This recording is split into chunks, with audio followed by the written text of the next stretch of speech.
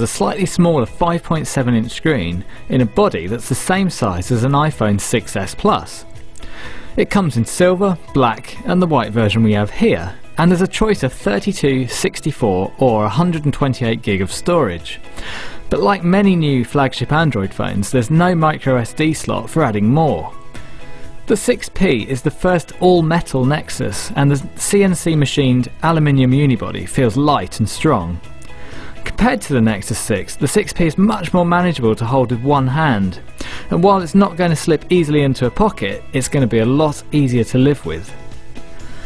The AMOLED screen has a Quad HD resolution and it looks gorgeous with eye-popping colours and loads of detail.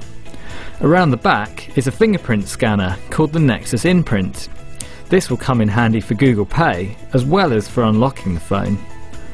We're not huge fans of the ugly black strip along the top and the rear, which houses the IR laser autofocus system and the 12 megapixel camera. This can shoot slow-mo video at 240 frames per second, and there's also a burst mode which takes photos at 30 frames per second. At the front are stereo speakers which are surprisingly loud. Inside is the same Snapdragon processor as used by the OnePlus 2, along with Adreno 430 graphics and 3GB of RAM. The battery isn't removable, but is charged via a reversible USB-C connector which supports fast charging. The 6P is one of the first phones to run Android Marshmallow, and this is one advantage of buying a Nexus phone. You get plain Android and a pretty good guarantee of fast updates to future versions of Android.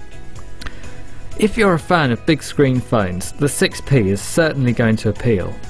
It's well priced, compared to Samsung's flagships at least, but will be a non-starter for anyone who wants expandable storage.